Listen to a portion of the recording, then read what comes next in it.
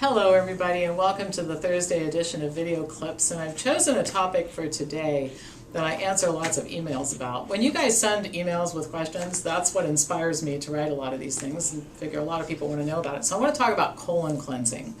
There are several methods of colon cleansing that are popular, particularly in alternative medicine circles, and those include colonic irrigation, herbal colon cleansing products, and enemas.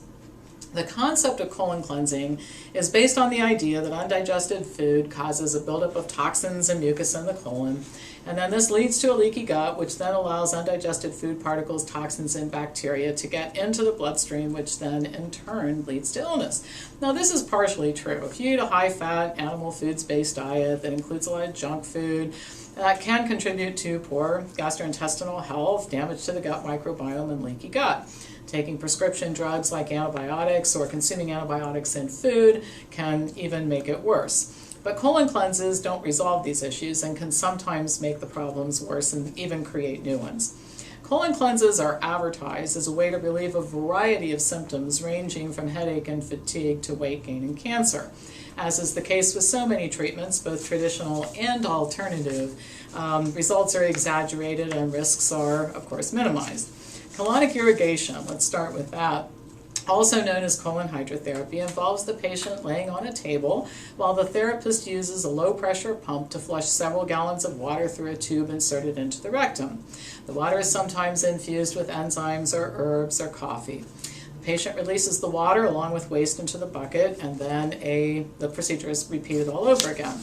A review of published research studies concerning various colon cleansing methods, including colonic irrigation, show that there are no rigorous controlled trials that have been conducted on these practices for health improvement, but there are many case reports and case series documenting detrimental effects. Now, in the case of colonic irrigation, these include rectal perforation, water intoxication and hyponatremia, aplastic anemia, abscesses, infection, and life-threatening gangrene resulting from rectal perforation.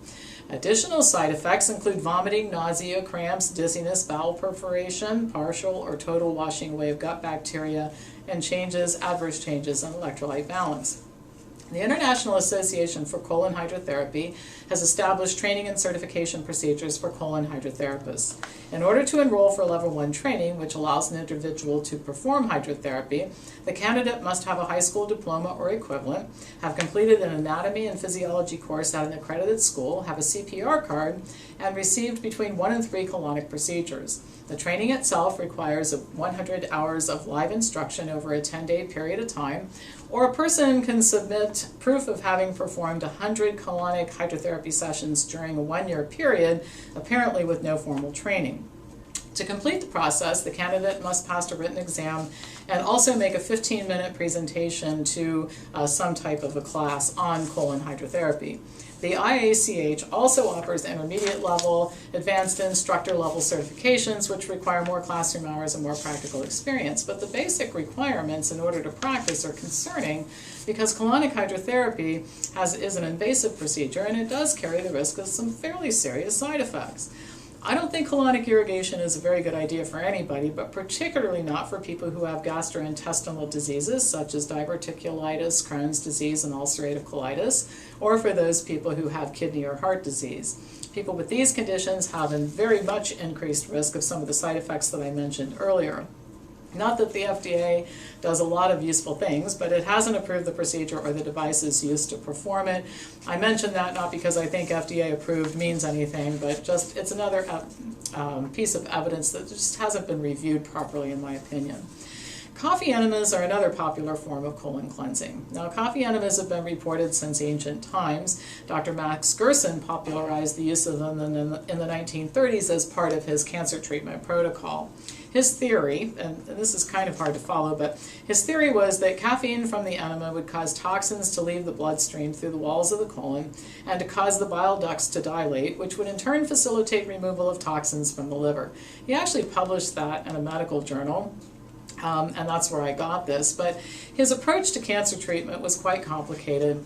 It is very, very difficult to determine what is the effective part of it and how much the enemas make a difference, or how much any of it makes a difference beyond the fact that it's essentially a plant-based diet that he prescribes. Part of the problem is that the government, well, first of all, let me start by saying I totally understand and agree that the government did not in the 30s, nor does it now, have an appetite for funding studies or looking into this in any way to see if there's something to the Gerson protocol.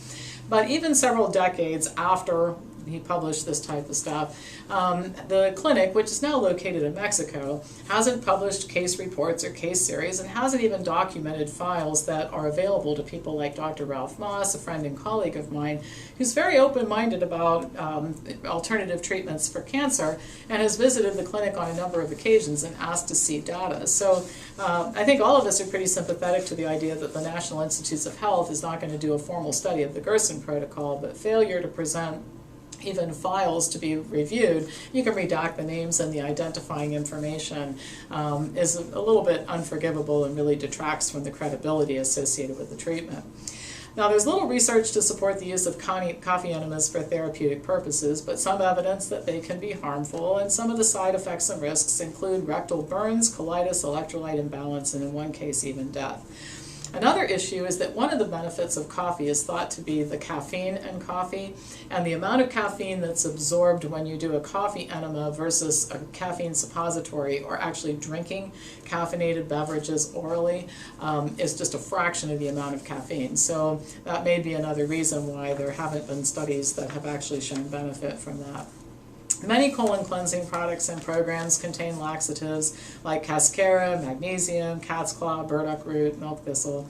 Often fiber products such as inulin are added, which expand in the digestive tract and cause the bowel movements to be much bigger, and that gives the appearance that the cleanse is working because people think they're excreting a lot more wastes.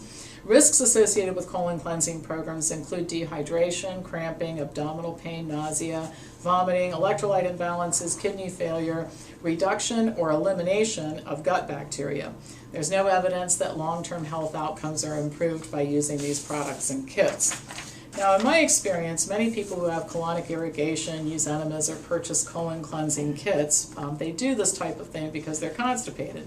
These strategies relieve the constipation, which makes people feel better temporarily, but it doesn't address the underlying problem.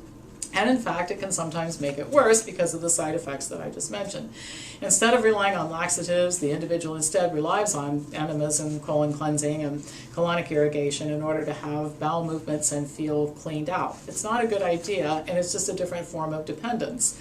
Another rationale for colon cleanses is the person who says, periodically, I like to detoxify. I just like to take a period of time, clean my body out, sort of like spring house cleaning. Interesting to me, as I've listened to these stories over the years, is that these kinds of things are mentioned by people who don't necessarily practice healthy habits. And so the idea that you can compensate for not taking care of yourself by doing a couple of cleanses or taking some herbal products really is not supported by the evidence and is a silly idea. And I always tell people when they're talking to me about this stuff, think about what I would say or what anybody would say if you said, listen, I really don't take care of my house on a daily basis. Like, I don't clean, I don't load the dishwasher, I don't do laundry, I don't dust, vacuum, or in any way maintain my house. And then twice a year I take a week and I clean everything like crazy. I mean, you can see that, first of all, it really wouldn't be appropriate to do that. And second of all, you'd be much better off doing something, every day or every week. So the better and much safer option, nobody will be surprised when I say this, high fiber, low fat, plant-based diet, drink enough water every day. This is the strategy that nature intended for people to clean out their bodies. The bottom line is cleansing is not something to be done with herbal products and mechanical intervention on a periodic basis, but it should be done every day. And going back to the beginning when I talked about damage to the gut microbiome and that sort of thing, the only way you resolve that is with really good pharmaceutical grade probiotics. So diet, water, probiotics, taking care of yourself, that's the way to have a healthy gut. I would skip all of this other stuff. Now this is an article with 13 references. I never really had taken time to research this as much as I did for this particular article, but if you're interested in seeing it, it's posted in the Health Brace Library by the time you watch this video. If you're not a subscriber, call our office and you can become one. Well, that's all for today, and actually all for the week. As usual, pass this on to anybody who you think might enjoy watching it, and I'll be back to you next week with more news.